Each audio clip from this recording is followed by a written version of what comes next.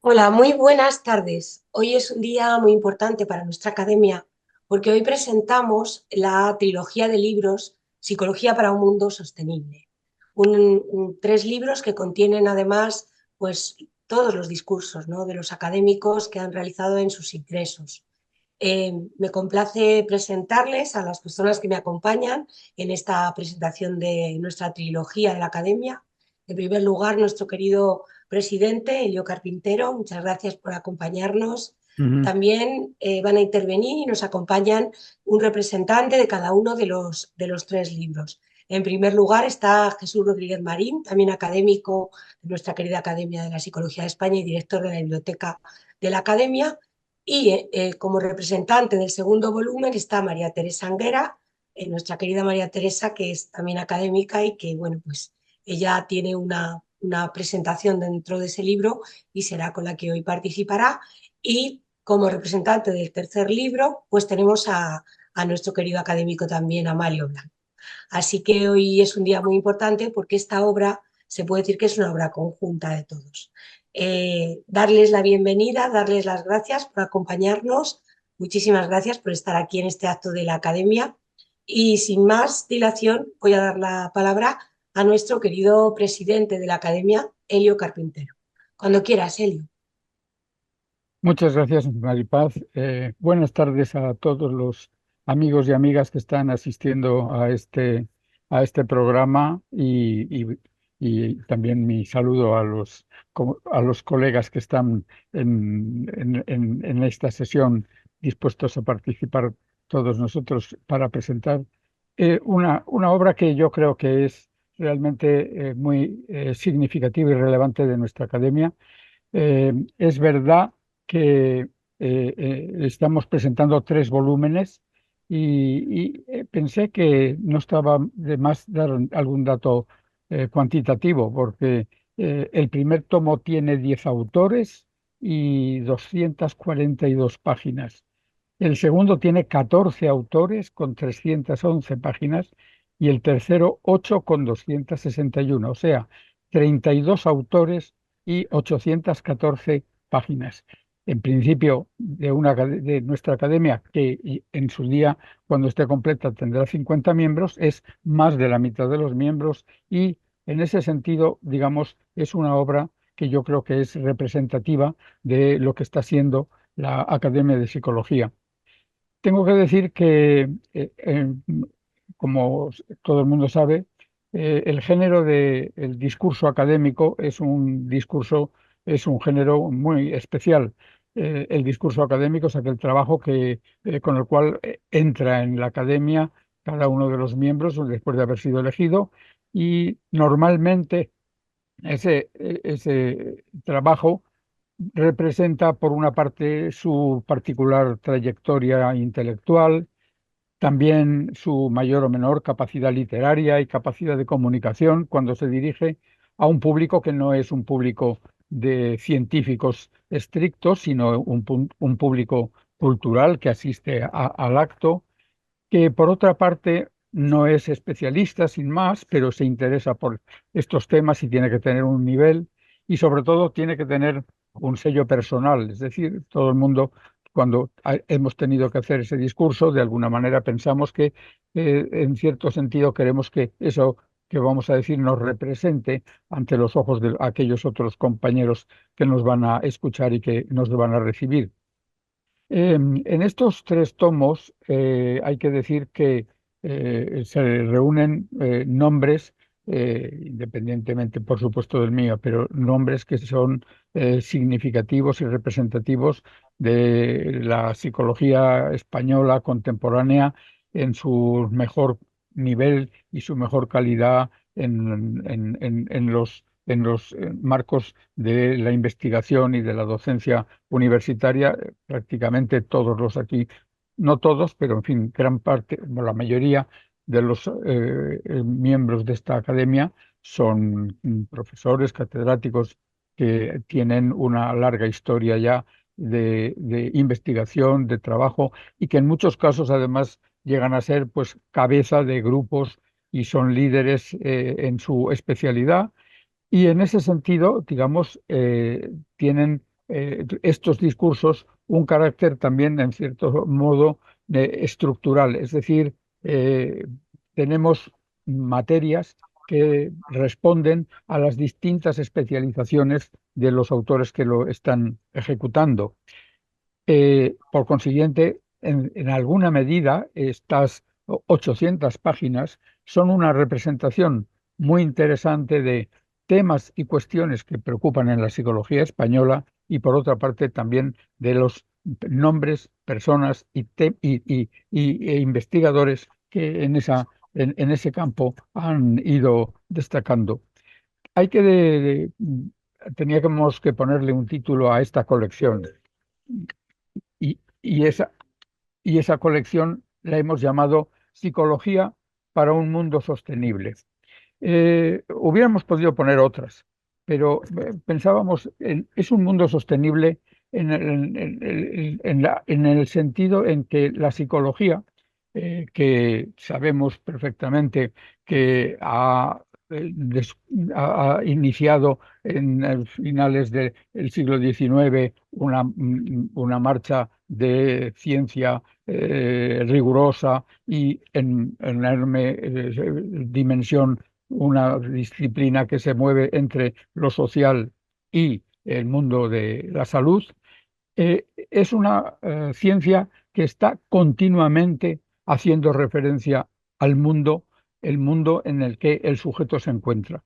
En principio, el mundo siempre lo hemos considerado como aquella realidad que de alguna manera tenía que servir para ofrecer al hombre, ofrecer al organismo un entorno en donde encuentra los recursos, a él se dirige, le hace posible la existencia y consiguientemente es el espacio, el hábitat donde el organismo se encuentra. En el mundo del hombre, ese mundo es además un mundo histórico, es un mundo que cambia, es un mundo que, por otra parte, está continuamente interactivo con el sujeto.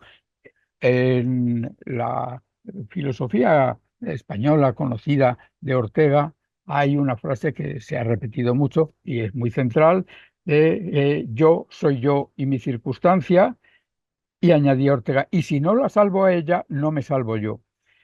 En esa misma dirección es en la que creo yo que se mueve la relación del psicólogo con el mundo en torno. No solamente está el psicólogo vinculado al mundo y lo están todos aquellos que son lo que llamaríamos sus clientes, aquellos que le solicitan el apoyo y la ayuda, sino que además, en alguna medida fundamental, si no salvamos a ese mundo, entonces no salvamos al protagonista, no salvamos al sujeto, no salvamos al cliente. En ese sentido, digamos, no estamos solo ante el mundo que percibimos, sino ante aquel mundo que podemos y debemos transformar en la dirección que sea más oportuna para la realización plena del sujeto.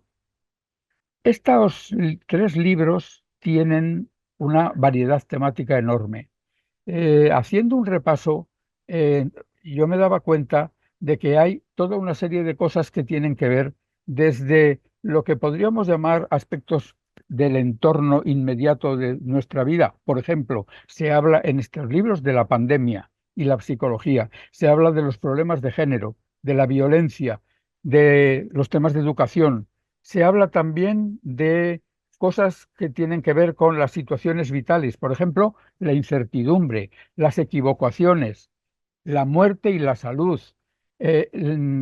Se encuentran textos magníficos que tienen relación entre la psicología y la medicina o los servicios sociales o, por ejemplo, también la reflexión sobre la propia psicología, sobre los test, sobre las cuestiones que son más psicología aplicada, incluso sobre aspectos como la espiritualidad o también, por supuesto, como los tratamientos clínicos, como los problemas de las muchedumbres solitarias.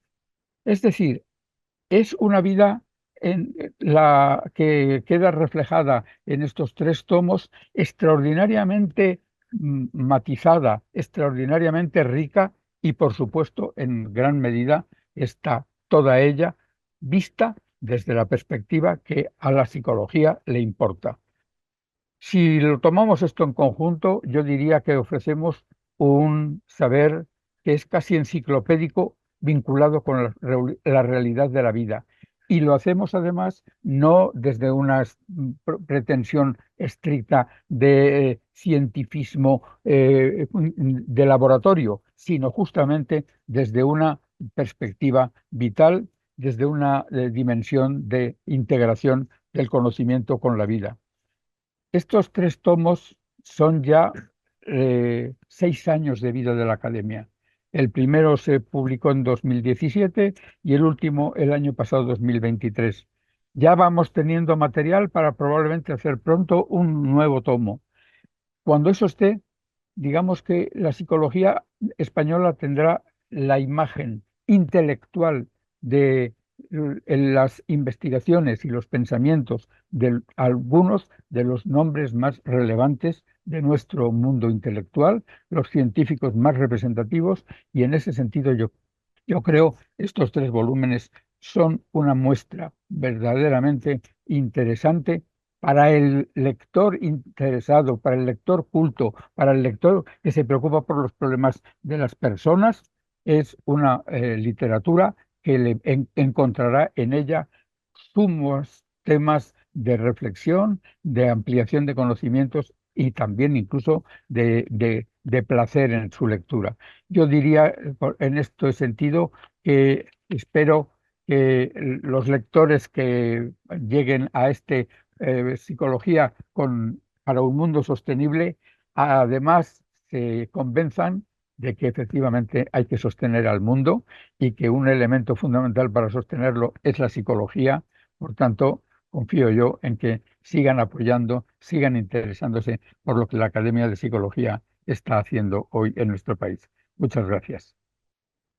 Muchas gracias, presidente, por presentar estos 3 libros que realmente son 3 joyas, ¿no? Porque en ellos pues encontramos el pensamiento, la reflexión, el conocimiento de muchos de los grandes de la psicología española. Y la verdad que es un privilegio, ¿no? Leerlos sobre temas muy diversos y es bueno, yo creo que sí, que son realmente 3 joyas, ¿no? Y ahora vamos a pasar pues un poco a tratar de hacer una muestra, ¿no? Un botón, digámoslo así, de cada uno de los libros. Y en el primer volumen, que es el más antiguo, el que comentabas del 2017, pues encontramos el discurso de uno de nuestros queridos académicos, el académico Jesús Rodríguez Marín. Él hizo un discurso sobre psicología y medicina, muy interesante. Y aunque es imposible que nos lo cuente todo aquí en el tiempo que le hemos pedido, unos 15 minutos o 20 como mucho, pero bueno, quizás sí que puede servir un poco para despertar las ganas de nuestros potenciales lectores. Cuando quieras, Jesús, muchísimas gracias.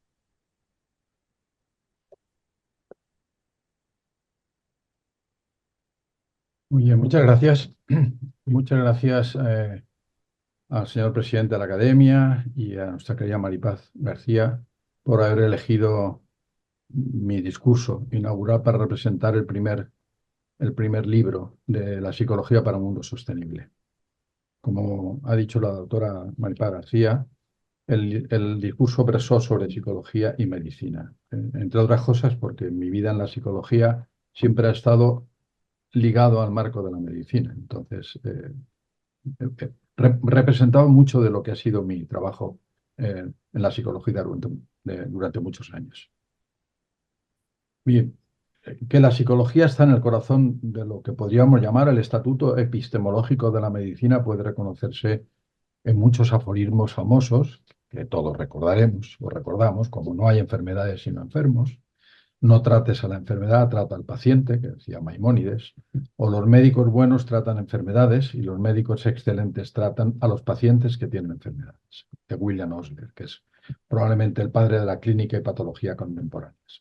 O en declaraciones explícitas como la de Victor von Weizsäcker, neurólogo e internista alemán de principio del siglo XX, considerado como uno de los fundadores de lo que se llama la medicina antropológica, que decía, ningún médico lo es de verdad si no es también psicólogo. Así que ahí la referencia era explícita. A finales del siglo pasado, un médico cirujano, Michael Raymond Corniglione, tras una penosa enfermedad, se sometió a un trasplante de corazón al que finalmente sobrevivió.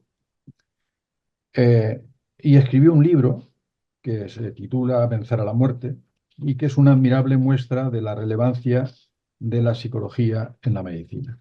En las primeras páginas, en un momento determinado, el médico que le atiende, la ausculta, le toma la tensión, le percute y le palpa. Corniglione escribe: permití que me lo hiciera todo sin decir palabra. Finalizado el examen general, le pregunté: ¿ha recibido usted los resultados de los análisis de ayer?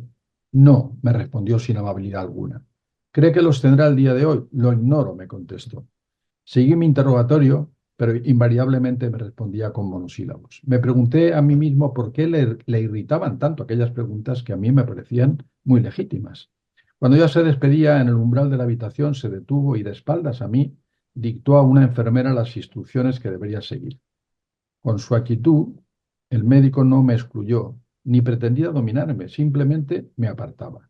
Decidía sin apelación que no tenía por qué ocuparse de mis sentimientos. Para él yo había dejado de existir. El libro entero de Corniglione es una apelación a la necesidad de tener en cuenta la experiencia del paciente, su vivencia de su enfermedad. En los mismos años, un pequeño libro dirigido a estudiantes de medicina, titulado Introducción a la medicina. En ese libro, López Piñero y García Ballester escribían que, como base necesaria para el estudio científico de las enfermedades, la medicina ha desarrollado unas ciencias acerca del hombre sano, incluyendo su cuerpo, su mente y su condición social. Y para estudiar el cuerpo, la medicina distingue entre forma y función. El estudio de la forma lo llevan a cabo disciplinas morfológicas como la anatomía, la histología, la embriología. Y el estudio de la función lo lleva a cabo la fisiología con el apoyo de otras ciencias como biología, biofísica y la química orgánica y la bioquímica. Y el estudio de la mente, entre comillas, lo de la mente, lo lleva a cabo la psicología. López Piñero y García Ballester subrayaban que los mismos fenómenos son somáticos y psíquicos según el punto de vista desde el cual se les considere. Por ejemplo, las sensaciones pueden ser consideradas como fenómenos pertenecientes a la fisiología de los órganos de los sentidos o como hechos psicológicos. Como ellos dicen en ese libro, la psicología médica no es más que la aplicación a los problemas médicos de los resultados de la ciencia psicológica positiva.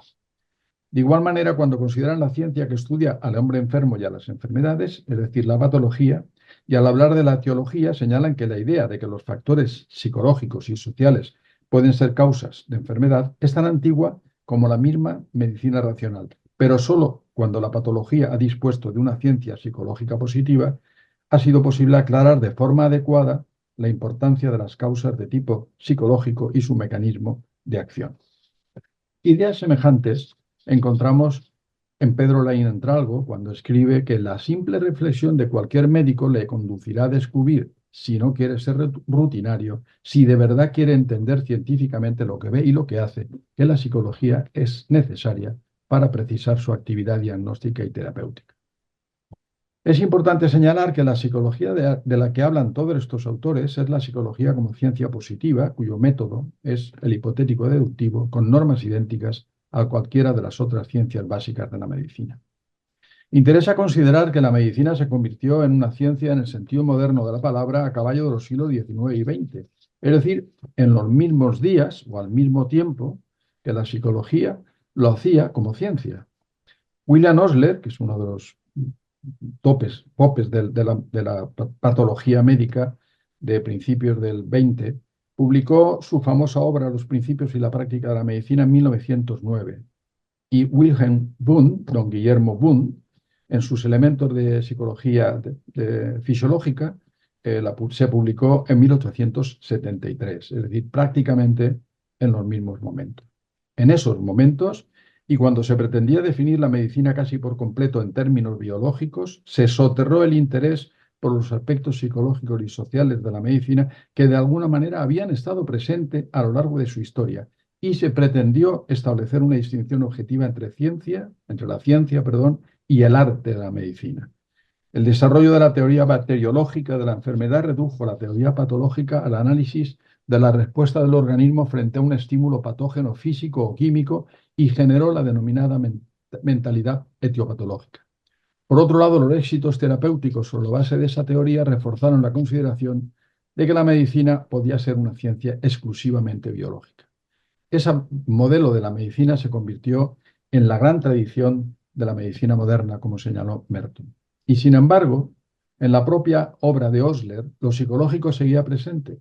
Osler fue el máximo ejemplo de la concepción de la medicina interna como un ámbito para relacionar los progresos científicos con la clínica médica tradicional que seguía presente en médicos notables a finales del siglo XIX y principios del XX.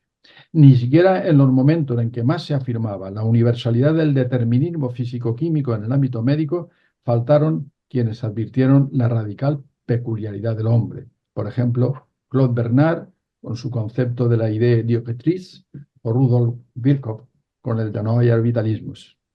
Por su parte, la constitución de la psicología como ciencia positiva se produjo, como he señalado, también en esos mismos años, y su historia mostró siempre una convergencia de intereses con la medicina.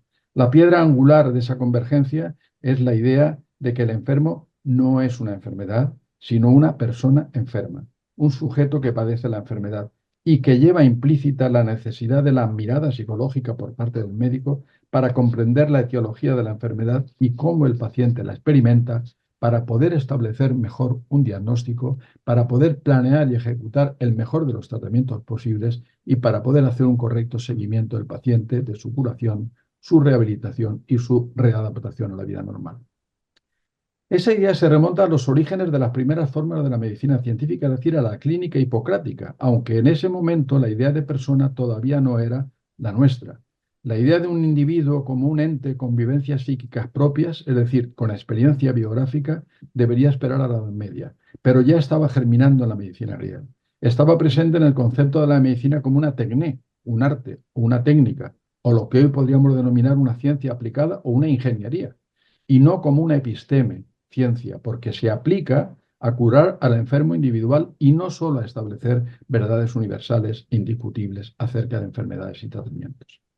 En la medicina griega, la acción técnica, o lo que se llamaba lo que luego se llamó secundum artem, requiere un conocimiento previo científico de la naturaleza de aquellas realidades sobre las que ha de operar, que en el caso de la tecneia triqué o ars médica son cuerpos enfermos y remedios terapéuticos. Dicho con otras palabras, la técnica sanatoria consiste tanto en averiguar las causas científicas de la dolencia como en comprender al paciente, ya que la curación es un proceso en el cual el enfermo debe tener un papel activo ayudado por el médico.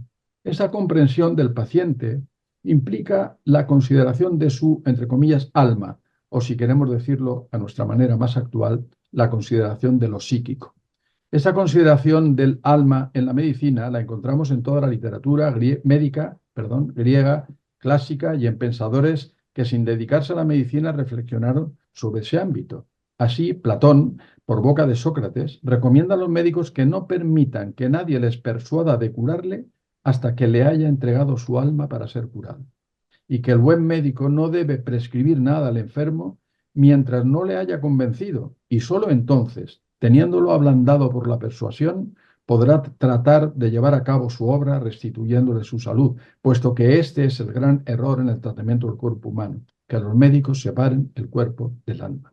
Y afirma además que no son buenos los médicos que tratan el cuerpo exclusivamente, omitiendo, entre comillas, las buenas palabras para el alma que son precisas para la curación.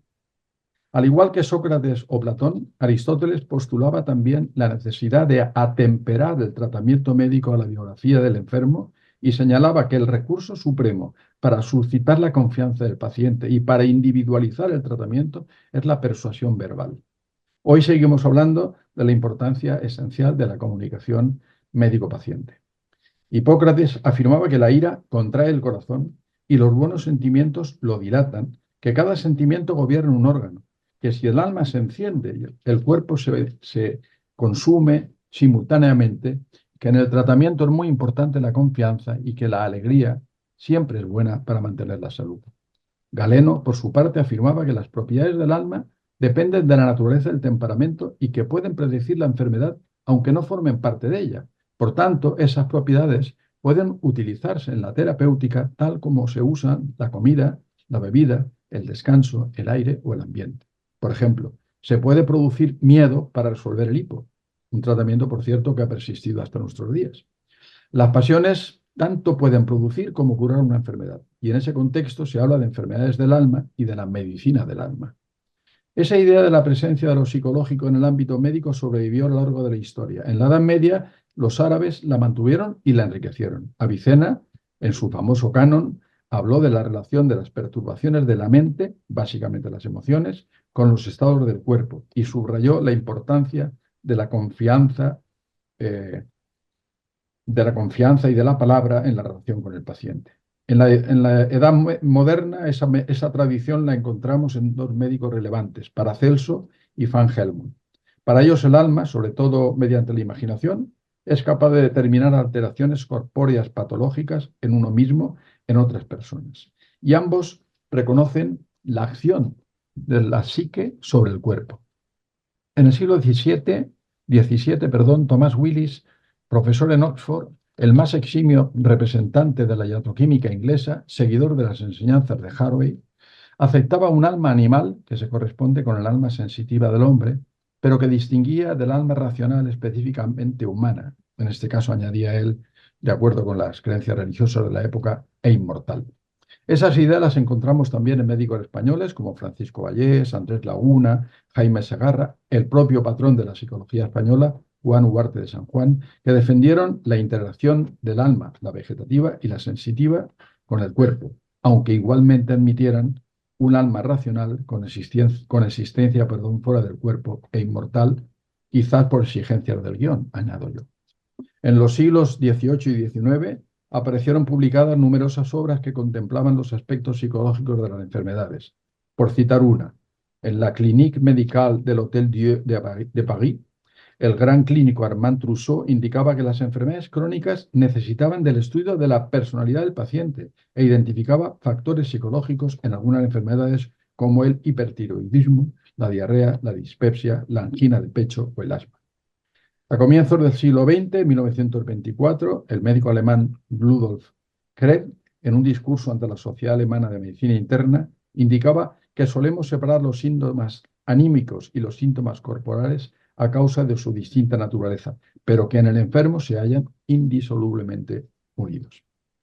Así pues, para no alargarme mucho, la consideración de lo psicológico estuvo presente en la teoría y en la práctica de la medicina cada vez con mayor intensidad, señalándose esa presencia en todos los pasos del proceso salud-enfermedad, desde su etiología, su reconocimiento por el propio enfermo, su diagnóstico y su padecimiento, su tratamiento, la curación y la rehabilitación o la muerte. En particular, la idea de que lo psicológico podía tener un papel significativo en la génesis de la enfermedad se fue consolidando durante el siglo XIX. En particular, en Gran Bretaña, entre 1850 y 1870, se llevaron a cabo estudios que intentaron la explicación de las relaciones mente-cuerpo desde el punto de vista de la ciencia positiva, ligadas a lo que al final del siglo XIX se denominaba fisiología de la mente, definida como la parte de la fisiología humana que comprende las acciones y relaciones recíprocas de los fenómenos psíquicos y somáticos. Esta línea de pensamiento coincidió con estudios de psicólogos como Alexander Bain en su Mind and Body, William Carpenter en los principios de la fisiología mental y en Halliday en su medicina psicosocial. Todos ellos indicaban que las sociedades industriales estaban padeciendo una transición epidemiológica en la que la disminución de la mortalidad por causa de enfermedades infecciosas estaba acompañada por el ascenso de enfermedades creadas por la ansiedad personal como asma, úlcera péptica o reumatismo.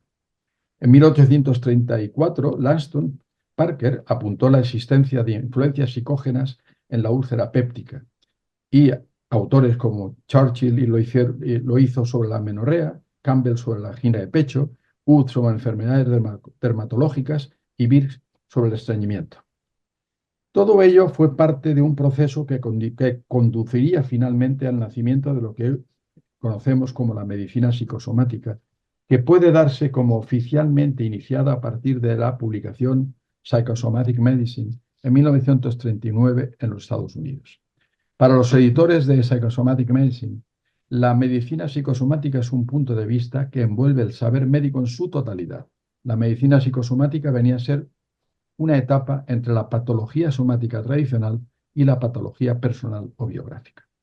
Por otro lado, cada vez se extendía más la práctica de un grupo de médicos que ante el enfermar humano pensaban que los presupuestos de las ciencias naturales vigentes no eran suficientes para dar razón de la vida enferma y que, por tanto, debía reformarse el modo de entender y practicar la medicina. Se trataba de lo que posteriormente se ha denominado la introducción del sujeto en la medicina, que finalmente se ha constituido como el principal rasgo distintivo de la medicina actual. Esas ideas fueron incorporadas en la medicina española en su momento por Gregorio Marañón. La consideración del enfermo como sujeto paciente implicaba también cambios en la terapéutica. En el caso particular de la enfermedad crónica, su tratamiento es mucho más cuidado de la persona enferma y un objetivo a largo plazo. Por tanto, la intervención terapéutica ha de incluir un programa de cambio en el estilo de vida habitual del enfermo. Así, la medicina ha trascendido cada vez más el dominio de lo puramente biológico y ha reconocido que la ciencia psicológica es decisiva para su desarrollo futuro. La relevancia de lo psicológico en el tratamiento de la enfermedad también está igualmente documentada a lo largo de la historia. Por poner algunos ejemplos, Maimónides recomendaba para el tratamiento del asma la estimulación de las energías psíquicas por medio de perfumes, música y relatos alegres, y afirmaba que, como las emociones producen cambios físicos, el tratamiento psicológico debe tener preferencia sobre cualquier otro.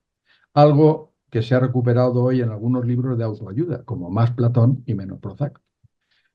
Entre los médicos medievales cristianos, Constantín estaba a favor del empleo de la música como terapia, y el cirujano Henri de Mondeville destacaba la importancia de la confianza y las costumbres, así como la utilización de la alegría y la tristeza en el tratamiento médico. En el Renacimiento, como ya he mencionado, se introdujo la idea de que la imaginación es capaz de producir y curar la enfermedad, una idea que es precursora del concepto actual de sugestión. Ya en el siglo XIX, von Leyden recomendaba la psicoterapia para las afecciones psicogénicas del corazón, pulmón, sobre todo asma, y estómago, y defendía en 1865 lo que entonces se denominaba tratamiento moral. Todos ellos, cuando se refieren a la terapéutica, incluyen también a la psicoterapia, no solo como técnica curativa que actúa sobre los fenómenos psicológicos, sino en el tratamiento de las propias enfermedades físicas. El reconocimiento de que los hechos psicológicos, cogniciones, emociones y comportamientos, estaba presente en la etiología y en la experiencia de la enfermedad por la persona enferma y eran elementos imprescindibles en el momento del tratamiento, curación y rehabilitación, lo cual implicaba el reconocimiento de su relevancia dentro de la medicina en general y de su práctica cotidiana. Toda esta convergencia entre la medicina y la psicología, que he denominado epistemológica, tuvo también su dirección inversa. Si lo psicológico estuvo siempre en el corazón de lo médico, la medicina estuvo siempre en el centro, en el centro del nacimiento de la psicología como ciencia. Como el profesor Carpintero ha señalado, en las primeras décadas del siglo XX se fue haciendo evidente la necesidad de una consideración de los aspectos psicoorgánicos por parte del médico, cada vez más interesado en tratar personas enfermas más que simples enfermedades. Se produjo, como ya señalé, la introducción de la persona en la medicina. Hubo quienes promovieron la incorporación de la psicología como conocimiento paralelo o complementario, procurando la creación de expertos y especialistas en el nuevo campo, y hubo quienes aprovecharon las ideas de la psicología para integrarlas en una visión comprensiva del saber médico. En España, por ejemplo, Gregorio Marañón y Roberto Noguera Santos pusieron de manifiesto la importancia del sujeto en el hacer médico. Como se ve, esta indagación sobre el papel de la medicina en el surgimiento de la psicología científica contemporánea nos conduce rápidamente de nuevo a la idea expuesta en el punto anterior. Lo psicológico forma parte medular de lo médico. Basta un repaso de las principales figuras de la historia de la psicología científica para ver con claridad cuánto contribuyó la medicina a la transformación de la psicología en una ciencia. Fisiólogos fueron Johannes Müller, Wilhelm Wundt, ambos considerados como padres de la actual psicología científica. Y médicos eran muchas de las grandes figuras de la historia de la psicología, como Van Helmont, James, Becquerel, Chekhov, Pavlov o Freud. En España, el movimiento de médicos positivistas de la primera mitad del siglo XIX tuvo una importancia muy significativa en la constitución científica de la psicología. El más relevante fue Luis Simard. Su psicología estaba fuertemente anclada en la fisiología y su influencia, junto a la de Cajal, denominó la creación de la Escuela de Madrid, en la que se inscriben Gonzalo Rodríguez de la Fora, psiquiatra y neuropatólogo, y José Germán, también médico neurólogo. Por los mismos años, el interés por la psicología positiva apareció en la tradición médica en Cataluña, iniciada a principios del siglo XIX con médicos como Antonio Hernández, Mateo Seoane, José Buenaventura, Pedro Felipe Monlau o Pere Mata, uno de los más relevantes. Sus ideas, basadas en una epistemología positivista y una mentalidad experimental, tuvieron una relevante influencia en el desarrollo de la psicología española del siglo XIX. La figura central de la Escuela de Barcelona fue Ramón Turró, que no llegó a ser médico, pero que cursó estudios de medicina y trabajó y dirigió el Laboratorio Microbiológico Municipal de Barcelona, institución que, además de servir a la ciudad, jugó un papel clave en el desarrollo de la ciencia a finales del siglo XIX y principio del siglo XX en España. Turró fue socio fundador de la Sociedad de Biología de Barcelona y miembro y presidente de la Academia de Medicina de Barcelona. De esa escuela de Barcelona surgirían psicólogos brillantes como Pi Sunyer y Emilio Mira, ambos catedráticos de fisiología y de psiquiatría respectivamente, que ocupan, como todos saben, un lugar relevante en el surgimiento de nuestra psicología. Para concluir, la psicología ha jugado y juega un papel nuclear en la medicina. Es una de sus ciencias básicas, al igual que lo son otras, desde la biología o la bioquímica a la anatomía o la fisiología. La psicología aplicada a la medicina tratará de los factores psicológicos ligados al padecimiento de la enfermedad, los factores psicológicos operantes en la persona enferma, las cogniciones, emociones y comportamientos del individuo en relación con la salud y con la enfermedad. Al igual que el médico en su práctica cotidiana tiene presente todos los componentes anatomofisiológicos de la enfermedad, también debe tomar en cuenta los componentes psicológicos de la misma. La enfermedad es ciertamente un proceso que la persona enferma experimenta, y esa experiencia conlleva cogniciones, emociones y comportamientos en cada paso del proceso, percepción e interpretación de síntomas en función de las creencias y representación social de la enfermedad, conciencia de la enfermedad, ansiedad o miedos reactivos, asunción del papel de enfermo, búsqueda de ayuda, relación médico-paciente, comprensión del diagnóstico, reacciones emocionales al mismo, comprensión del programa terapéutico, cumplimiento terapéutico, expectativa respecto a sus resultados, afrontamiento de la enfermedad, adaptación a la vida de enfermo, afrontamiento del resultado de esa adaptación y rehabilitación y readaptación a la vida sana. El progresivo reconocimiento del papel de las variables psicológicas en la experiencia de las enfermedades de todo tipo, así como con el aumento del interés por mejorar la satisfacción de los pacientes y la adecuación de los ambientes hospitalarios a sus necesidades, han propiciado cada vez más la aceptación de la mirada psicológica en la medicina y, junto a ella, la de la importancia del cuidado integral y multiprofesional del paciente en todos los niveles de la atención sanitaria. Esta perspectiva, que he intentado resumir en la medida de lo posible, requiere que el médico en su práctica clínica tenga conocimientos acerca de los componentes psicológicos de la experiencia de la enfermedad en todas las etapas que ya he relatado, en todas las etapas de su proceso, así como las competencias suficientes para intervenir en ellos o referir, en su caso, el paciente al psicólogo, de forma que se pueda producir un diagnóstico, un tratamiento y un seguimiento psicosocial correctos, integrados en la práctica médica. Ningún médico puede aspirar a tratar a sus pacientes de manera adecuada a menos que esté dispuesto a reconocer los factores psicológicos que acompañan a la enfermedad y pueden ser también causas definidas que contribuyen a ella. Su diagnóstico y su tratamiento serán incompletos si no los consideran y no proporcionan a sus pacientes el adecuado cuidado psicológico, es decir, una información adecuada, una atención emocional y un consejo terapéutico, tanto en la atención médica y en la especializada como en la atención hospitalaria. Muchas gracias. Muchas gracias, profesor Rodríguez Marín. Es un discurso precioso, el resumen ha sido fantástico, pero yo recomiendo a todas las personas que lo puedan leer porque la verdad es que no tiene desperdicio. Yo he sido profesora de Psicología de la Salud muchos años y he disfrutado muchísimo leyendo este discurso y viendo que estos temas tan interesantes para la actualidad llevan siendo también de interés desde hace muchos años. Así que ese discurso queda como ejemplo de nuestro volumen de Psicología para un Mundo Sostenible, el volumen. Y como representante del volumen 2 tenemos a una profesora maravillosa, como profesora y como persona, que es María Teresa Anguera, y que nos va a abordar un tema que parece a lo mejor a veces un poco más árido, pero no lo es, y además es muy interesante y muy necesario para todos los que practicamos la psicología, puesto que la psicología está basada en la ciencia y la ciencia necesita personas como María Teresa. Así que cuando quieras, María Teresa, su discurso del volumen 2 se titula Del caso único al caso múltiple en el estudio del comportamiento humano. Muchísimas gracias. Muchas gracias a ti, Maripaz. Igual que antes, muchas gracias al presidente Elio Carpintero. Y bueno, me ha gustado también mucho escuchar la presentación de Jesús Rodríguez. Voy a empezar con el mío y voy a empezar diciendo que aparentemente se trata de un tema marginal y además un tema con escasa capacidad de convocatoria en metodología.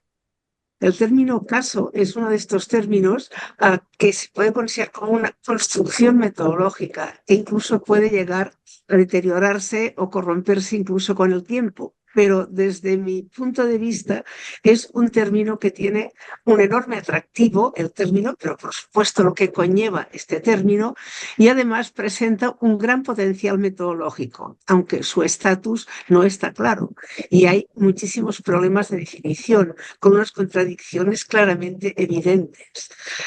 Me gustaría únicamente, porque no voy a estar mencionando autores con sus definiciones, pero me gustaría únicamente mencionar que Sherring dice que el caso sobrevive en un limbo metodológico y además considera que forma parte de una penumbra definicional. Bueno, ¿esto qué significa? Esto significa que ha habido muchas maneras de entender qué es lo que se entiende el caso, que yo de entrada diría que es una entidad poliédrica. Vamos a avanzar en ello, porque entidad poliédrica puede sonar como un tanto raro, pero de hecho se trata de una interacción que se lleva a cabo en el caso de órbitas que son de diferentes ámbitos. Puede ser un ámbito personal, un ámbito familiar, un ámbito profesional, un ámbito social, un ámbito político, puede ser de muy diferentes ámbitos. Y me gustaría profundizar ahí.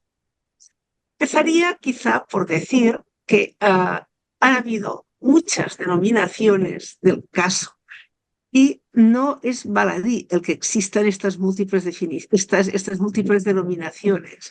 Por ejemplo, en inglés sería case, case study research, case-based methods, case-based research, single case, pero es que algunas de ellas incluso han representado situaciones absolutamente opuestas y antagónicas. ¿Cómo sería el de case study y case study research? Por poner un ejemplo.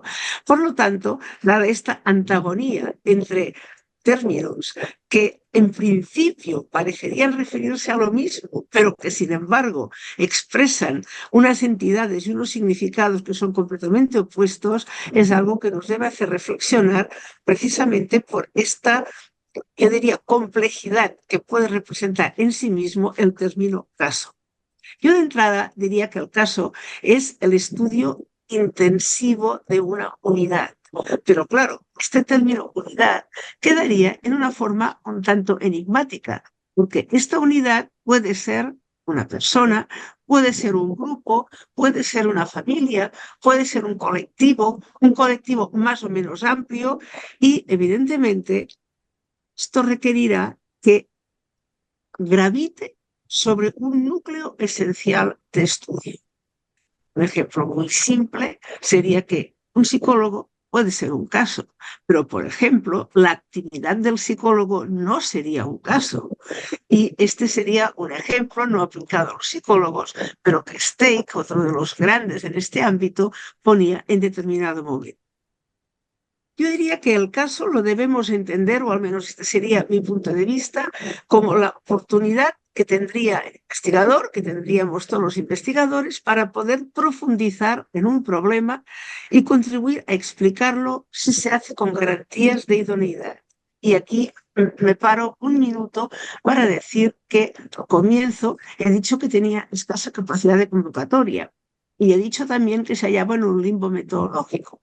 Pero es verdad y es cierto que caso puede atraer una gran cantidad de información que, como después comentaré, debe poderse organizar adecuadamente y es cuando puede permitir profundizar de verdad, de forma taxativa, sobre aquello que se está estudiando. Incluso diría más, diría que existe una gran cantidad de textos, de publicaciones en el mundo, en todos los ámbitos relativas al estudio de casos.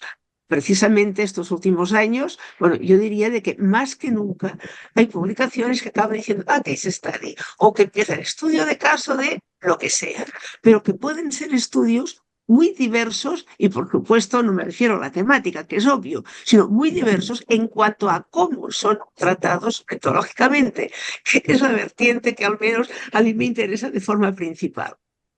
Yo pienso que deberíamos centrarnos en el encuadre metodológico, primero, caso único, para poder pasar después del caso múltiple y ver cómo se genera el caso múltiple. De entrada, si consideramos los estudios de caso como descripciones ricas y empíricas de realidades particulares de un fenómeno, que en este caso yo diría se deberían basar en una gran y diversa fuente de datos. Yo creo de que no sería de entrada correcto pensar en una alimentación monolítica del caso con informaciones que pudiesen ser un tanto planas, un tanto, yo diría, homogéneas, porque esto posiblemente evitaría el poder recoger toda la información y toda la riqueza que podrían tener. Además, la amplitud de un caso es flexible, ampliamente flexible, y además implica una molaridad expansiva. Pongo un mínimo ejemplo. Pensemos en un profesor. Un profesor, mientras está impartiendo su docencia, podría ser un caso, pero este profesor está formando parte de un colectivo mientras imparte esta docencia. Y en este caso, allí habrán alumnos. Consecuentemente, un caso también podría ser esta aula con estos alumnos y este profesor. Pero es que este profesor, además, estará formando parte de una institución, una facultad, una escuela, un instituto, donde sea. Y evidentemente también podría considerarse como un caso, porque no está escrito que deban haber unos límites cercenados por una realidad social que de alguna forma constriñe el caso. De aquí que se traten, pues como estas muñecas rusas que están una dentro de otra, que podría permitir que evidentemente el propio concepto de caso pudiese tener desde un planteamiento muy molecularizado a otro muy molarizado. Y máxime teniendo en cuenta que los términos molar y molecular no son términos absolutos, sino relativos, y que por lo tanto lo podríamos considerar desde una perspectiva comparativa.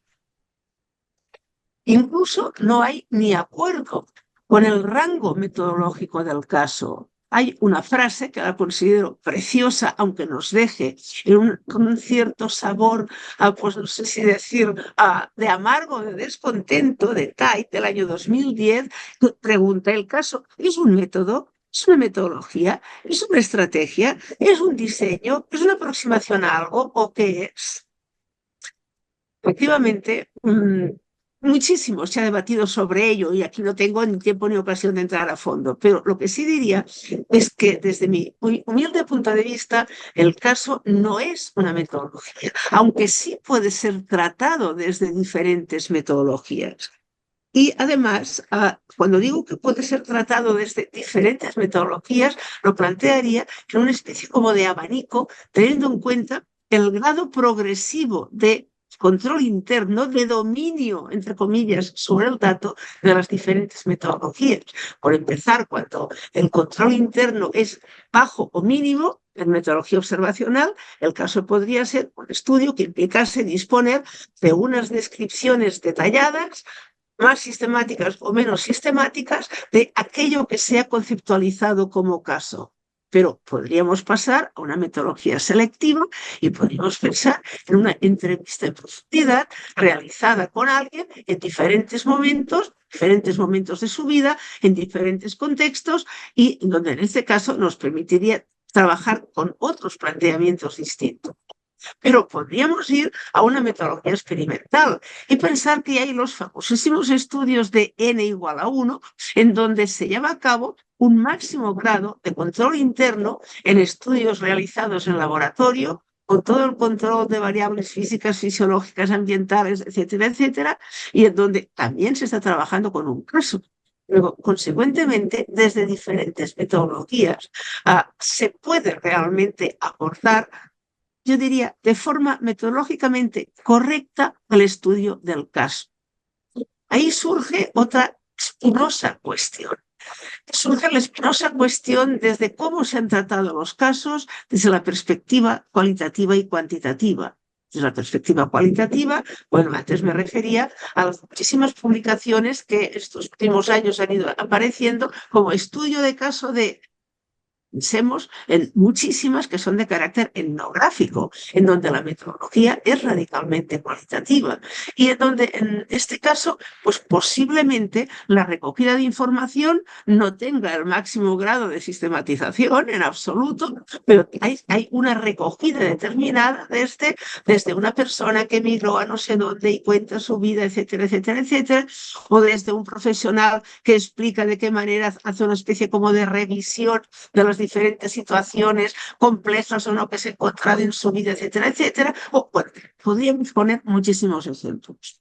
Esto sería desde una perspectiva muy radicalmente cualitativa, pero nos podríamos colocar en la orilla opuesta. Y en la orilla opuesta, por poner un ejemplo, el mismo que cité hace unos minutos, los estudios n igual a 1 tienen un fuertísimo trasfondo cuantitativo y hoy día se están llevando a cabo y aplicando verdaderos modelos matemáticos aplicables precisamente para estos estudios de n igual a 1, que son estudios experimentales en todos los casos, que ya desde Campbell, persona nada sospechosa, hace muchísimos años, tienen una gran relevancia y que en el ámbito clínico se han utilizado muchísimo y además han sido de gran aplicación.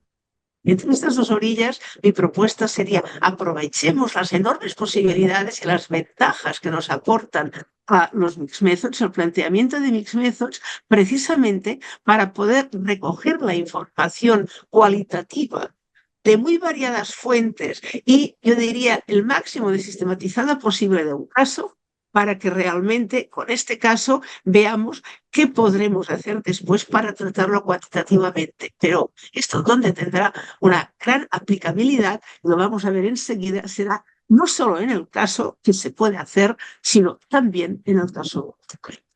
¿Esto a qué nos llevaría? Pues nos llevaría a que pensemos en qué habrá que hacer o cómo habrá que llevar a cabo la agregación de casos para llegar al caso múltiple. La pretensión inicial de los estudios de casos es de singularidad. Pretensión inicial, no siempre constante en el tiempo. Esta singularidad llevó y ha llevado a muchos autores a pretender buscar similaridades en otros casos que, respecto al caso inicial, pueden presentar elementos. Esto ha llevado a que se pueda llegar a marcar lo que sería el perfil de un caso. Perfil de un caso que a través de unas determinadas reglas de inclusión daría la fortaleza y la consistencia necesaria para poder incorporar elementos que no sabemos si de verdad tendrán una misma estructura o no. Sabemos que externamente pueden tener unas características emergentes, pero obviamente esto no es suficiente. Esto nos debe llevar a profundizar metodológicamente para poder encontrar en qué medida hay una estructura de caso múltiple. Podríamos como subtitularlo en búsqueda de la estructura del caso múltiple. Una autora a quien tengo una gran devoción y con quien trabajé en Estados Unidos en 2015, Margaret Sandlowski, decía el año 96 que era prematuro en aquel momento el poder encontrar o el poder incluso buscar si había regularidades entre diferentes casos. Si había, incluso utilizaba la palabra de pattern, si había patrones comunes entre diferentes casos. Y efectivamente en aquel momento era prematuro, pero ya no 20 años después, y menos ahora ya con 28 años después. Yo diría que ahora mismo tenemos la suerte por el desarrollo metodológico que se ha llevado a cabo de forma incesante en los últimos años.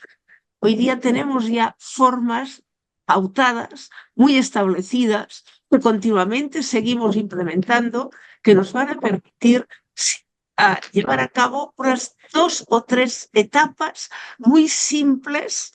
Aparentemente conllevan su dificultad, indudablemente, pero que permiten explicarlo de forma sucinta.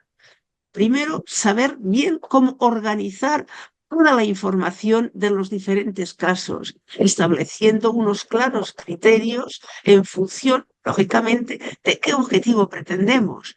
Quiero encontrar si hay una estructura común, si hay un caso múltiple, pero ¿desde qué punto de vista? No va a ser lo mismo desde la perspectiva, pues en el caso que mencionaba antes el profesor, de su discurso docente, o de la perspectiva de características personales, la característica de respuesta a decisiones difíciles en momentos complejos. Por lo tanto, en cada caso habrá que, evidentemente, efectuar una adecuada acotación.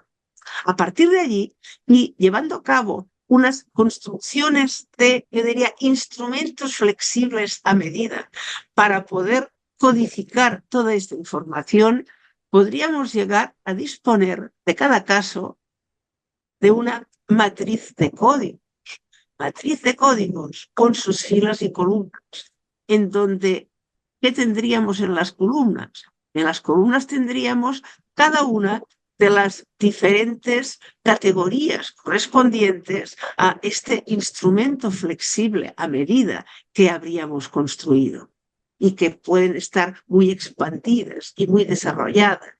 Pensando la doctoranda que tuve de Chile, María Alarcón, que llegó a un 5.º nivel jerárquico en estas dimensiones que daban lugar a macrocategorías, luego categorías y luego subcategorías, por ejemplo. Esto serían columnas, pero es que luego en filas debería haber algo a lo que se han resistido muchos investigadores de caso único, pero que yo considero que es esencialísimo para que en el caso múltiple hallemos esta estructura en común. Para ello deberíamos aprender y hacer muy disciplinadamente una segmentación de la información en unidades. En muchísimos casos la información está un tanto embarullada. No existe, no se ha efectuado esta segmentación en unidades. Consecuentemente, no hay forma de poderla codificar. Una segmentación en unidades que pueden ser unidades más moleculares o más molares, indudablemente, unidades que no tendrán la misma naturaleza si partimos de material textual o de material registrado visualmente, pero sí que existen, y hemos escrito diferentes autores sobre ello, sobre diferentes criterios para efectuar esta segmentación en unidades.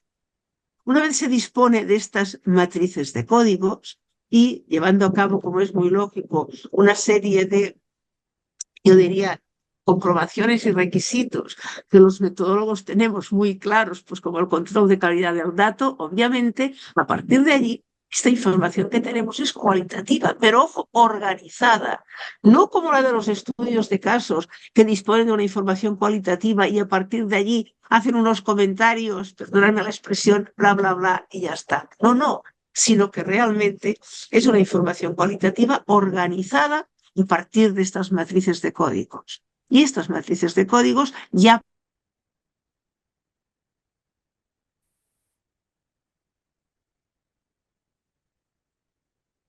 que pueden ser muy diversas, pueden ser de carácter sincrónico, a través de lineal noise, etcétera, o de carácter diacrónico, detección de retardos, análisis de coordenadas polares, detección de t-patterns, etcétera. En cualquier caso, con estas técnicas de análisis sí que podemos llegar a encontrar si uniendo todos los casos obtenemos la misma estructura, los mismos patrones de conducta que los que obtenemos cuando analizamos estas matrices de datos individualizadas de cada uno de estos casos particulares.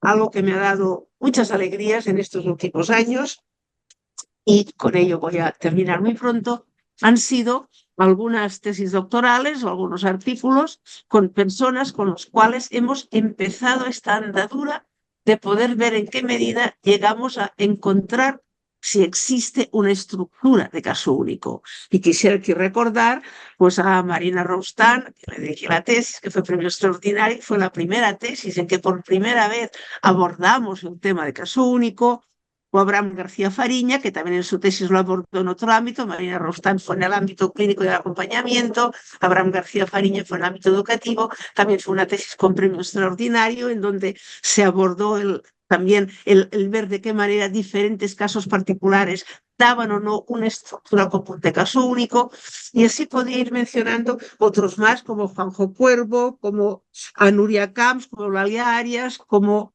a Héctor Truensoni o como Marina Alarcón. Es decir, que en este momento tenemos ya, al menos en España, unas líneas abiertas que nos pueden permitir avanzar en algo que, como antes he dicho, bueno, tenía muy escasa capacidad de convocatoria en metodología, pero repito una frase que he dicho al comienzo, que para mí el término de ir del caso único al caso múltiple en el estudio del comportamiento humano tiene un enorme atractivo y considero que tiene un gran potencial metodológico, todavía inexplorado en parte, y de alguna forma quisiera con ello como dejar constancia de que es un tema en el que se trabaja, en el que trabajamos, pero que todavía hay mucho por hacer, y con mis mejores deseos de que realmente dentro de unos años tengamos resueltos interrogantes que todavía perviven en ello. Muchas gracias. Muchas gracias, profesora, por esta maravillosa conferencia, síntesis de una conferencia extraordinaria que se refleja en el volumen 2 de Psicología para un Mundo Sostenible, y muchas gracias también por ser tan clara, explicando, por hacer que la metodología sea tan atractiva y por esa pasión que siempre pone cuando nos explica las cosas. Y muchísimas gracias. Y pasamos ahora al tercer volumen, ¿no? En el tercer volumen, hoy representándolo aquí, está nuestro querido académico Amalio Blanco. Amalio Blanco hizo un fantástico discurso sobre el tercer interrogante, o cómo los significados subjetivos se convierten en facticidades objetivas. Es una conferencia, es un discurso que está recogido en el volumen 3 y del que nos va a hablar ahora de forma breve, porque es un discurso muy completo y muy denso. Muchísimas gracias, profesor, por acompañarnos. Bueno, muchas gracias a ti, Maripaz, muchas gracias, presidente, y muchas gracias también a Jesús y a la empresa. Me queda claro, mire, Teresa, que los casos son personas. Está claro, son personas, son grupos, y esa es una lección que yo guardaré ya para el resto de mi vida. Parece que los casos no es pura metodología, sino que detrás de los casos hay personas. Y yo creo que esa es, quizá no sea exagerado decir que las personas son el principal protagonista de la psicología como ciencia y profesión, evidentemente, ¿no? Y lo son de la medicina, nos lo acaba de decir Jesús, eso ya por supuesto lo sospechábamos o lo sabíamos, y para ello no hacía falta más que repasar los 42 capítulos, o sea, esas 814 páginas que conforman los 3 volúmenes de la psicología que nos ha comentado el profesor Elio Carpintero. Allí hay personas que están lastradas y muy preocupadas por tribulaciones emocionales, que necesitan la ayuda de nuestros especialistas. Están las personas en sus relaciones interpersonales e intergrupales, están las personas en sus manifestaciones de empatía, de altruismo, de solidaridad, y están también las personas presididas en comportamientos que están presididos por el rechazo, la exclusión, la hostilidad y la violencia, debido en muchos casos, diría debido en la inmensa mayoría de los casos, a su pertenencia categorial, a su pertenencia de género, de raza, de etnia, de identidad sexual, o sencillamente porque pertenecen a otro grupo que no es el mío, que son ellos, que es el enemigo, y tal, ¿no? Y una de las líneas de investigación probablemente más destacadas, creo yo, más destacadas en este vastísimo panorama, parte de un sencillo muy supuesto, y es la importancia que tiene el valor y el significado que atribuimos a las personas a título individual, pero sobre todo, desde el punto de vista psicosocial más importante, en tanto que pertenecen a grupos, a categorías sociales. En tanto que son hombres, que son mujeres, que son blancos, que son negros, que son españoles o tibetanos, etc. Y esas líneas de investigación, muy destacadas en el campo de la psicología, nos han permitido dos cosas al menos. En primer lugar, dar respuesta a un importante elenco de problemas sociales que van desde la violencia política hasta el racismo, pasando por la violencia de género o los delitos de odio que están tan a la orden del día en nuestra sociedad. Acabo de leer esta misma mañana las protestas de este muchacho que ha ganado una medalla en natación artística, que está protestando por una inmensa avalancha de insultos que está recibiendo única y exclusivamente porque es gay, homosexual y tal, ¿no? Y el muchacho que tiene 20 años, una criatura de 20 años, protesta y dice, no sé si estamos en el siglo XXI o realmente estamos en el siglo XI. Bueno, significados que tiene. Y en segundo lugar, muestra la cara aplicada de la psicología en una de sus principales vertientes, lo ha comentado el profesor Carpintero, la de intervenir en muchos campos, en muchos campos. Esa idea que a mí me ha gustado mucho, ¿no? Y que la he tomado nota, la idea de transformar el mundo a la que acaba de aludir Elio Carpintero. Sí, sí, esa es una idea con la que trabajamos en psicología. Y por tanto, transformar el mundo a través de la transformación de los significados, que definen modelos de relación interpersonal o intergrupal plagados de exclusión, de violencia, de humillación, de discriminación, de racismo, de odio, etcétera, etcétera. Hombre, no sé si desde la psicología podemos cambiar el mundo, ojalá pudiéramos cambiarlo, pero desde luego sí podemos cambiar el mundo de algunas personas. Sí podemos cambiar el mundo de algunos grupos. Sí podemos cambiar el mundo de algunas organizaciones y eso nos alegra y nos justifica sobradamente como ciencia y como profesión. Valga esta pequeña y rápida introducción para continuar con una segunda idea. Es que los significados se construyen. No están en nuestra mente desde el nacimiento. No existe la persona desde el nacimiento de ese gran hombre que era George Herbert. No existe la persona psicológicamente hablando.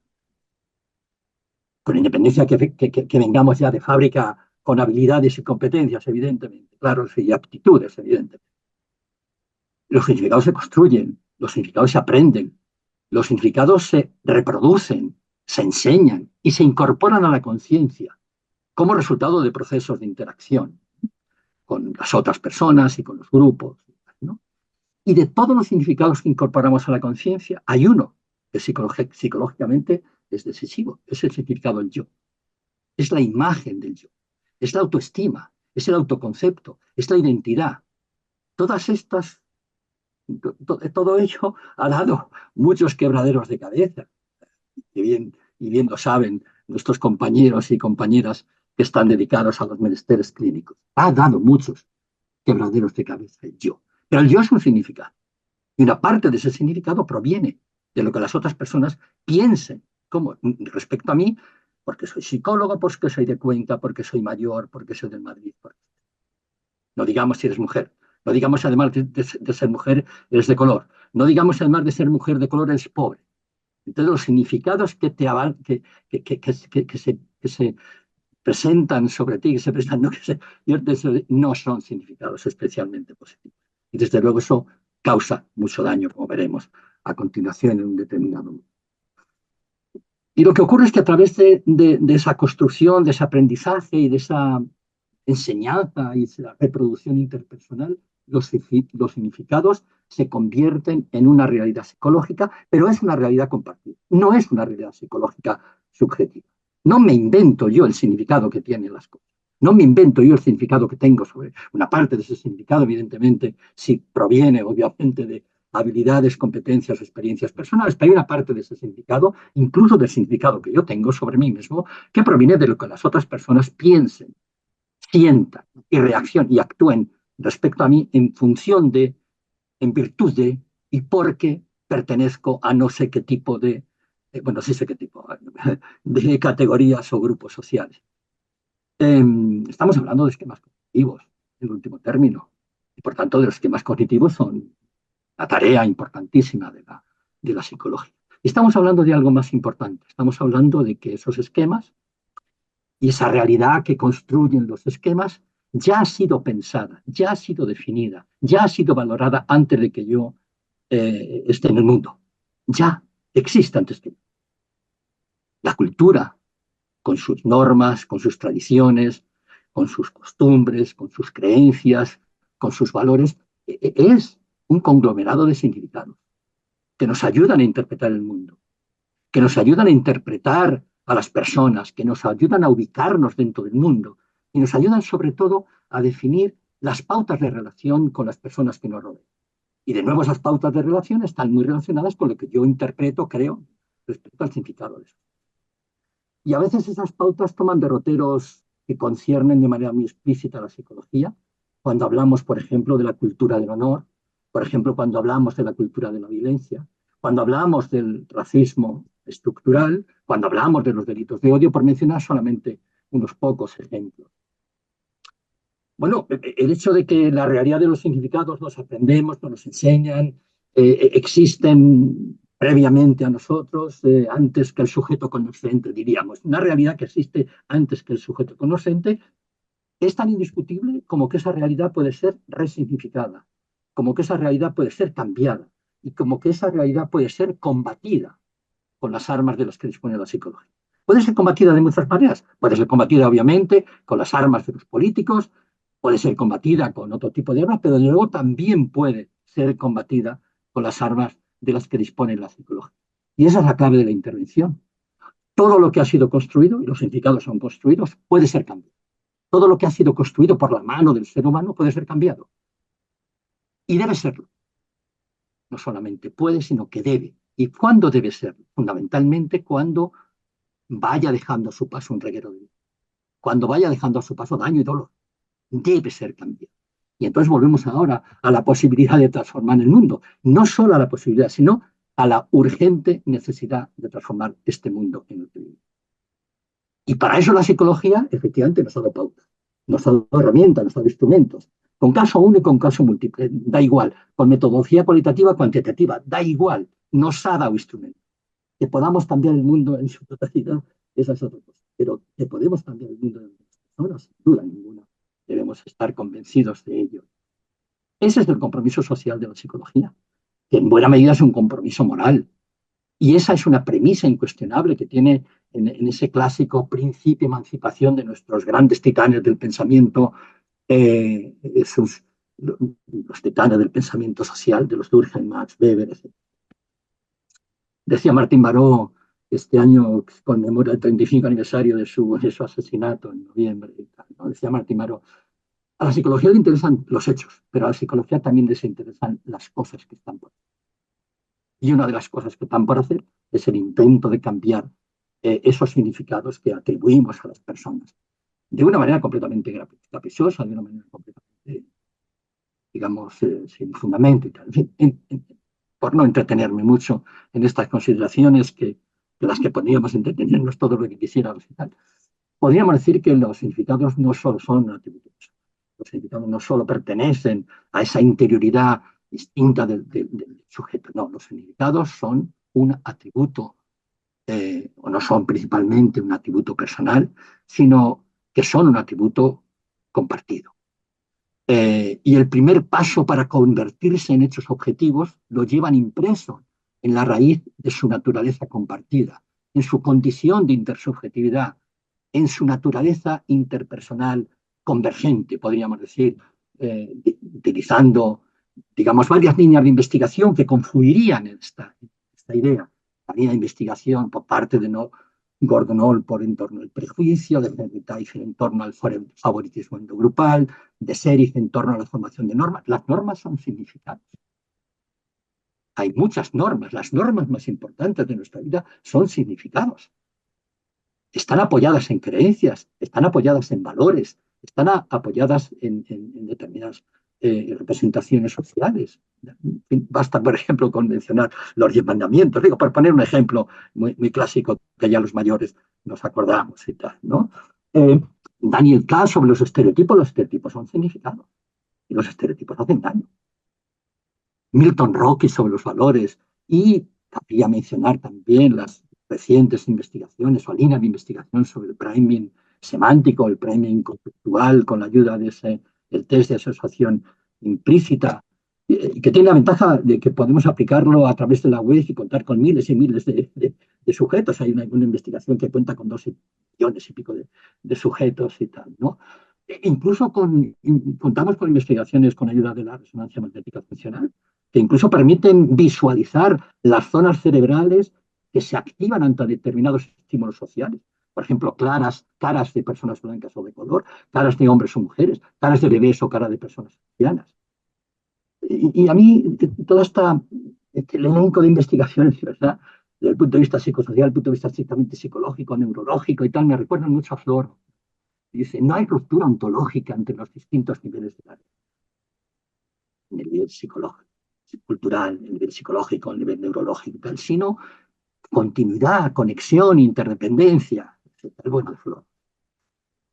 Esta es la hipótesis de la sociología del conocimiento, y aquí estamos hablando ya de nada más y nada menos que de Karl Mannheim, es decir, un representante extraordinario de la sociología del conocimiento y un pensador, probablemente uno de los grandes pensadores, del top 10 de los grandes pensadores del siglo XX, ¿no? Karl Mannheim. Los que piensan no son personas, dice Marx, ¿no? A los psicólogos nos suena un poco raro, ¿no? No son las personas las que piensan, Marx, sino personas que pertenecen y que han desarrollado un estilo particular de pensamiento en una y estoy citando textualmente, ¿vale?, en una interminable serie de respuestas a ciertas situaciones típicas que caracterizan su posición común.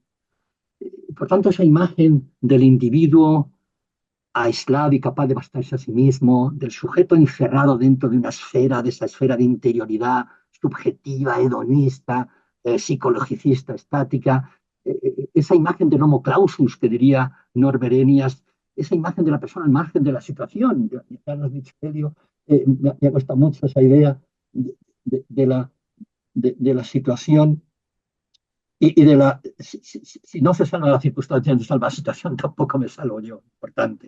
Importante. Ortega y Lewy, se unen dos de los grandes pensadores, Lewy, la psicología, y Ortega, en fin, la persona al margen de la situación. Es una falacia en la que yo creo que ha caído con demasiada frecuencia la psicología, particularmente la psicología clínica. Y lo digo así de manera muy bajita para que no se me echen encima.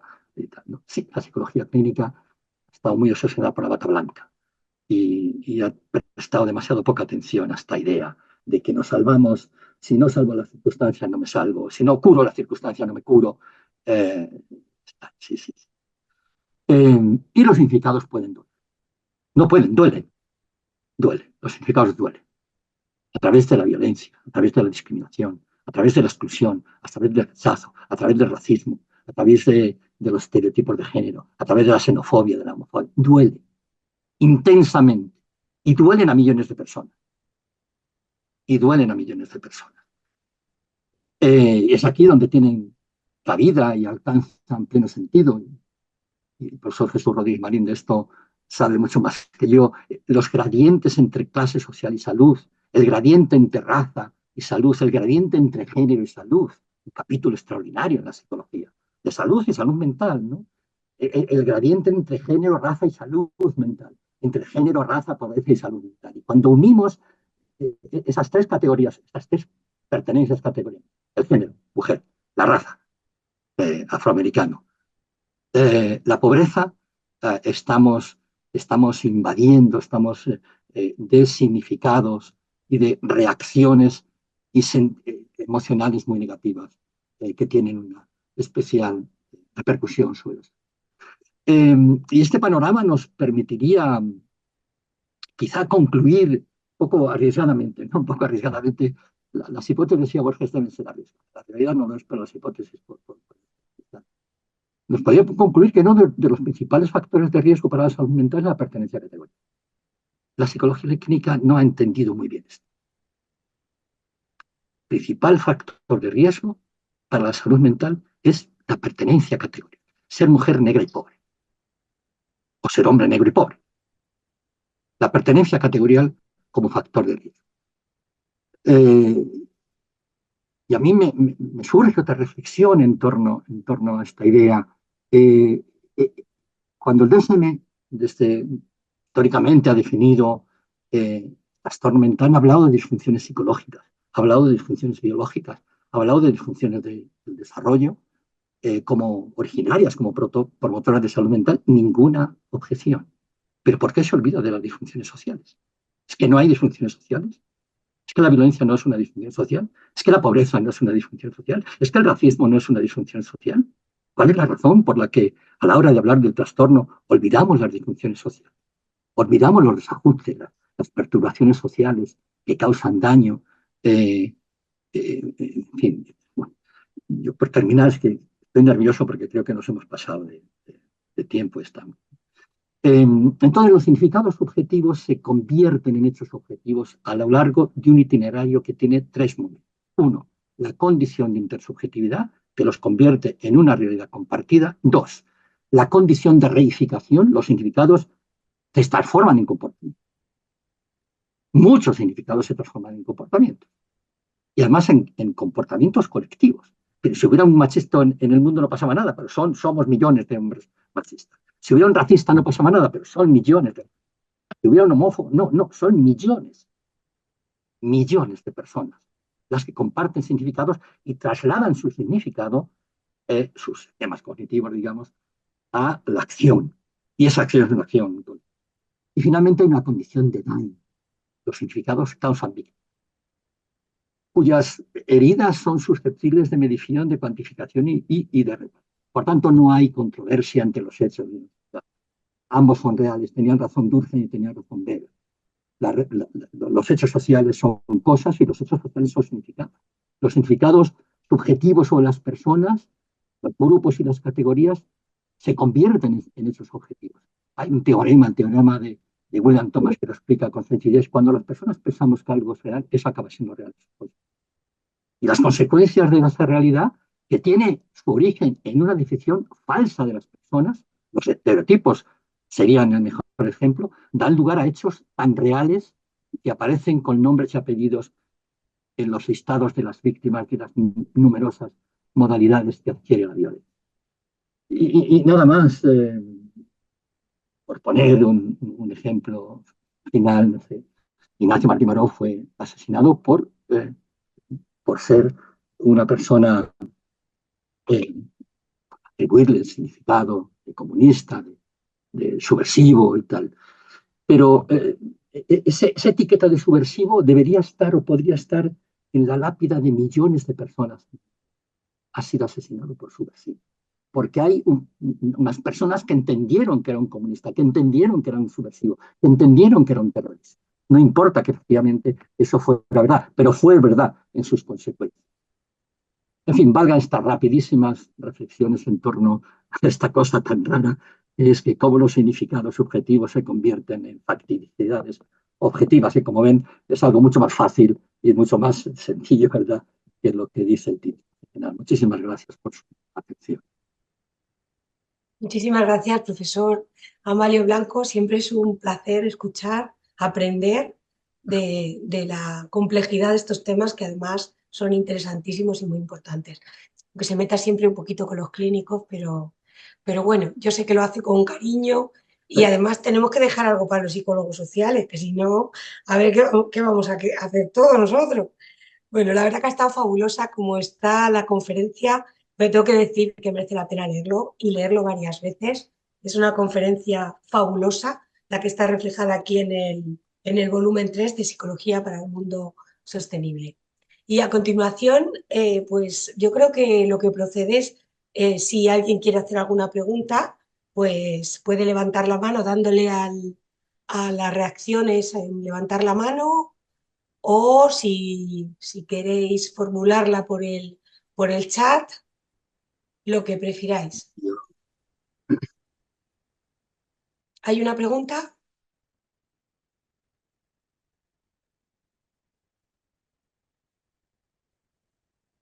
Bueno, yo le voy a hacer una pregunta al profesor Jesús Rodríguez Marín, simplemente para ver qué opina de tantos años de la historia, antes de la psicología realmente, preocupados porque pues, las personas que se encargan, ¿no?, de la salud física, por decirlo así, se ocupen también de la salud mental. Me gustaría saber cómo cree que está ahora esto en la realidad, ¿no? Porque realmente se ha avanzado mucho, la psicología ha llegado a las carreras de medicina, pero queda mucho recorrido, estaríamos a la mitad del camino, llegando ya a la meta. ¿Qué opina el profesor? Bueno, es una buena pregunta.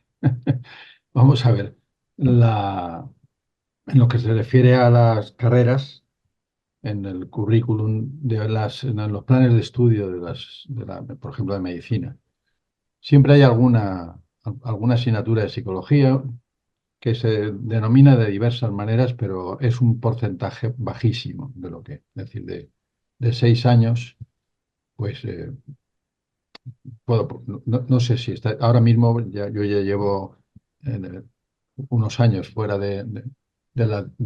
sobre todo en el grado, ¿no? En los másteres sigo trabajando alguna cosa, pero en los grados, bueno, pero puede ser un porcentaje pues en 6 años se pueden dedicar a la psicología 50 horas, de todo es decir, no hay, es una asignatura muy pendiente, no hay una preocupación real, entre otras cosas porque la preocupación real para los estudiantes es mucho más fisioquímica, biológica, desde el primer momento. Entonces, la importancia de esas asignaturas, que es evidente que son importantes, sin ninguna duda, es muy desde la base.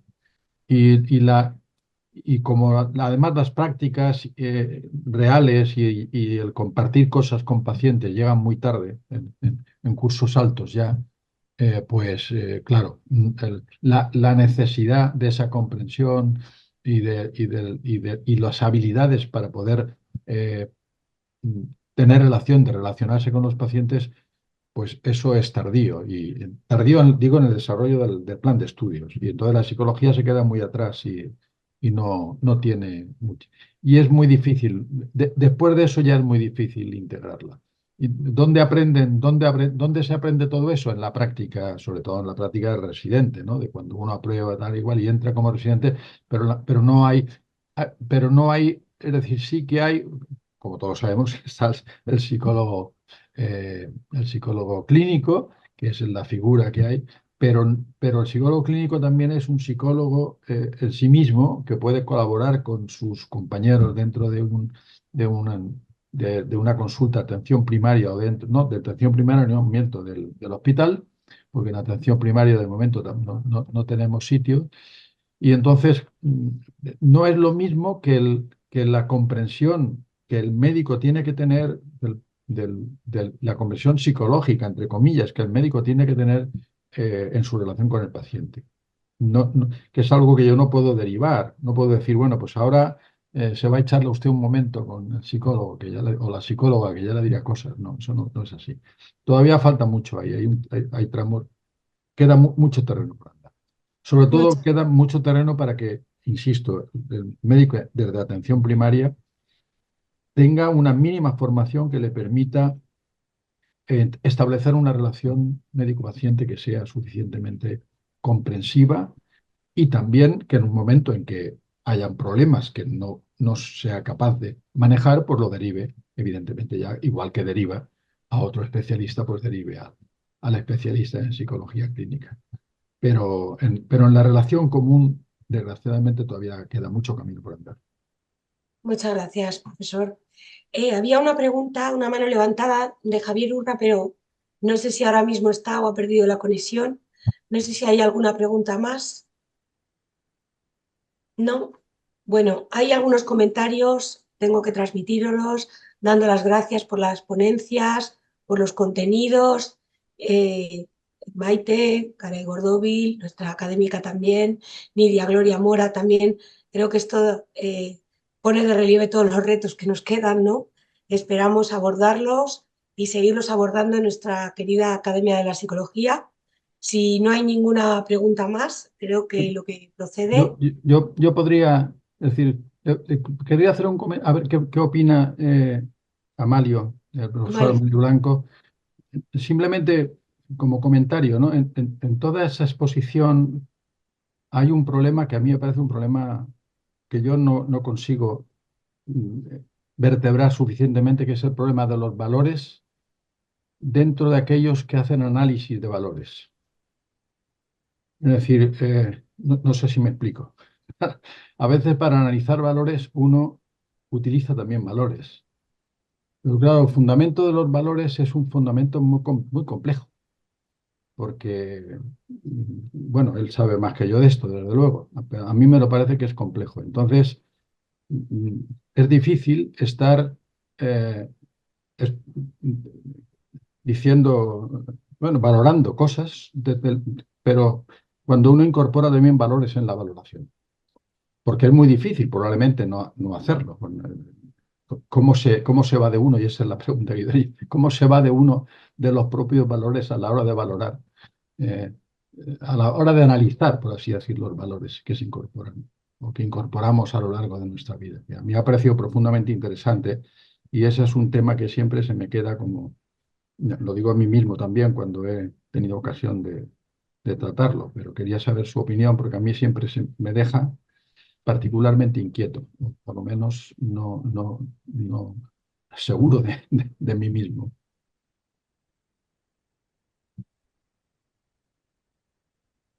¿Amalia? Mario, no se te oye. Perdona. Claro, ahora que tenía silenciado. Eso nos remite, Jesús, a la idea weberiana, si existe una ciencia libre de valores o no. Eso quedó ya resuelto en su momento por parte de Max Weber, diciendo que no es posible una ciencia libre de valores. Eh, por tanto, el científico, el teórico, no puede evadirse de sus propios valores, simplemente tiene que hacer constar que los tiene, no dejarse arrastrar definitivamente por ellos.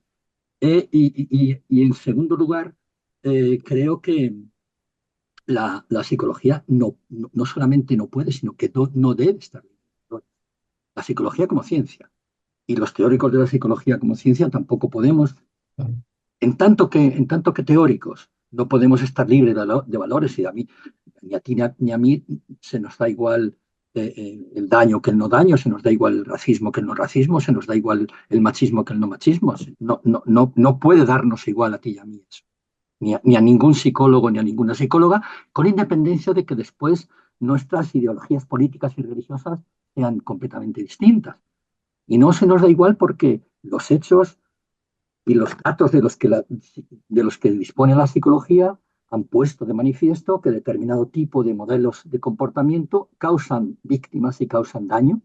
Y entonces esos valores efectivamente los tiene la psicología como ciencia y creo que no puede ni debe prescindir de ellos.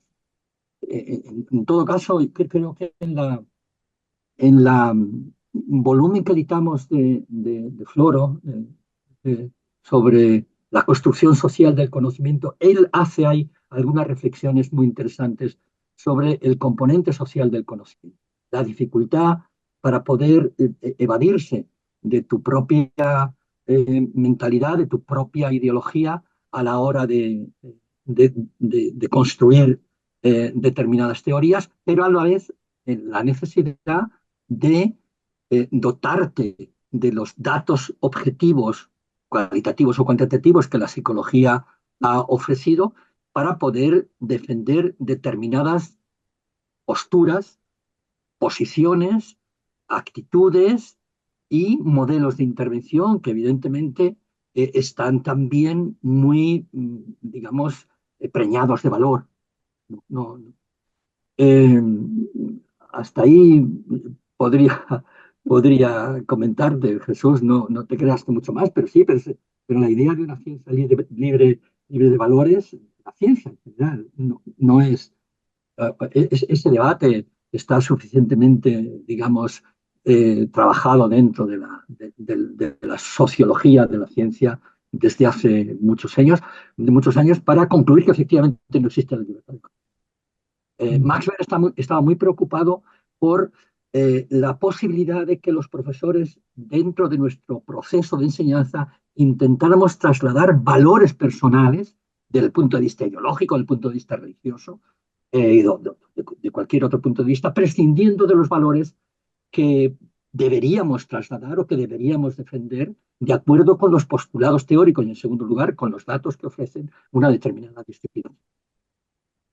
Amalio, ¿qué te parece? Nosotros, por ejemplo, lo que hacemos muchas veces para tratar eso es ser conscientes, ¿no? De que nosotros, por la cultura en la que estamos, como que tenemos unas creencias implícitas que vivimos con ellas y si no somos conscientes de que muchas veces son, pues eso, machistas, racistas, pues no luchamos contra ellas, pero quizás la clave sería el ser conscientes en primer lugar de esos significados como grupo y el poder, a raíz de eso, tratar de pasarnos como nos pasa muchas veces en la vida, ¿no? Que nos pasamos la vida luchando contra nuestras propias creencias implícitas. Yo me doy cuenta en mi vida que me paso luchando contra las mías.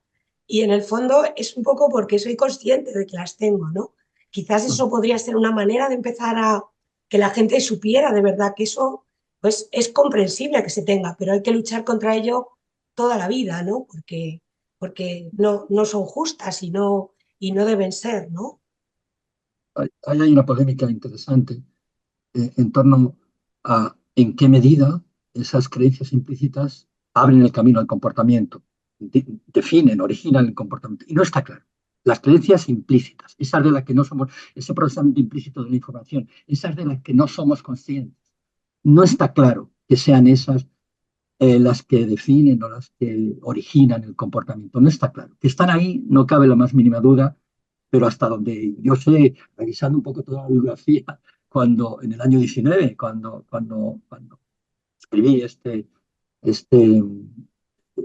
mensaje, el discurso, no estaba muy claro, que tengan ese poder. Es que si lo tuvieran estaríamos un poco perdidos.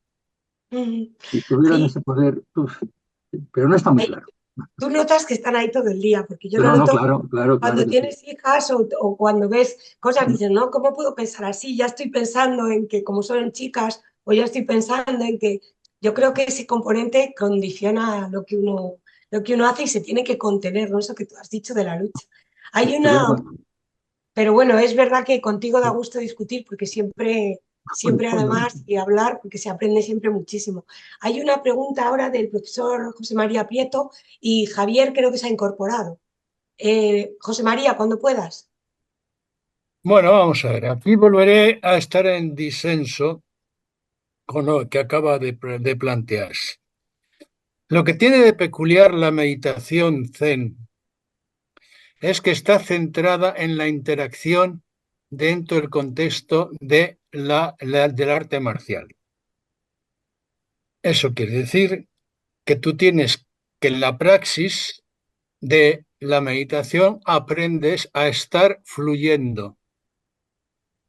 Si valoras que el golpe que ha intentado darte el rival ha sido A, B o C, entonces eres hombre muerto. Lo mismo pasa con el ballet. Si tú vas y piensas me he equivocado, automáticamente eres bailarina de ballet muerta. Es decir, la praxis cuando estamos en un tipo de meditación zen que no tiene nada que ver con la de mindfulness, que la mindfulness es introspección, mientras que el zen tiene que ver estar interactuando las situaciones de manera que te acomodas como el agua a cada entorno. Y no puedes decir esto es cuadrado o cúbico. Tu mente se acomoda al relieve y a las interacciones.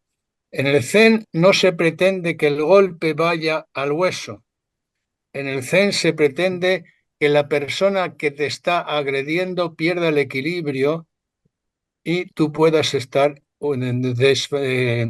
zafándote de la situación. No valoramos nunca nada. Y parte del entrenamiento de estar 3 y 4 semanas sin contacto visual e interactuando permite y en silencio forma parte de ese entrenamiento. Bueno, Muchas. vale. No sé si Javier, Sí, ya brevemente, porque tenemos que ir cerrando, pero te lo agradezco que te conectes, porque te habíamos perdido por un momento. sí, me había perdido por un momento, que es una característica, pero cuando nos pusimos en marcha en la Academia de Psicología de España, se dijo, ¿cuál es el objeto? ¿Qué es lo que tiene por objeto la Academia de Psicología? Como decía nuestro magnífico presidente Elio Carpintero, ya han pasado unos años. Yo me permito decir, después de escuchar a amigos, porque Jesús es amigo, Amalio es amigo, María Teresa es amiga, todos los que habéis hablado, Maripaz, bueno, y claro que se puede debatir, y se puede discutir, y eso es lo que nos enriquece. Solo esta trilogía ya hubiera merecido la pena que hubiera nacido la Academia de Psicología de España. Pero es que se dan conferencias, pero es que se forma, pero es que se viaja, pero es que bueno, la verdad es que es un lujo y todavía estamos esperanzados en que vengan otras compañeras y compañeros a la Academia de Psicología de España. Decía al inicio, Elio, cuántas páginas hay ahí, cuánto saber, cuánto conocimiento. Ya tenemos un académico que no nos acompaña, pero que dejó ahí su saber, su conocimiento y su pasión. Simplemente quería decir gracias y desde luego muchas gracias a Jesús por la labor que hace de recopilar, de bibliografía, de seguir, de acompañar. Y desde luego, en esos 3 libros se ve muchísimo conocimiento y una amplitud de lo que es nuestra ciencia, que es la psicología. Por lo tanto, gracias y hagamos de todo esto el mayor eco posible por bien de la ciudadanía. Nada más que eso, dar las gracias. Muchas gracias a ti, Javier, siempre por tu apoyo siempre nos das ánimos, nos refuerzas. La verdad es que da gusto irte, la verdad es que siempre nos alegra el corazón. Bueno, pues yo creo que más felicitaciones aquí en el chat y algún comentario sobre la importancia de todo esto que estábamos hablando también en el currículum oculto, ¿no?, de los centros educativos, y creo que es totalmente verdad. Y bueno, pues simplemente darles las gracias por haber asistido a esta presentación de nuestra trilogía, y es un día feliz para la Academia presentando estos 3 volúmenes llenos de conocimiento, sabiduría, y me atrevo a decir que si con cada una de estas conferencias ya daría para estar hablando toda la tarde, pues imaginemos todo lo que hay aquí para pensar y enriquecernos personalmente, que es muchísimo.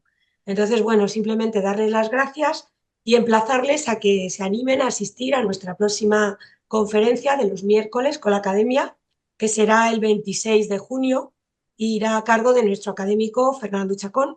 El título es un título muy atractivo, desde mi punto de vista al menos. ¿Existe el altruismo? Aportaciones de la psicología social sobre la naturaleza humana.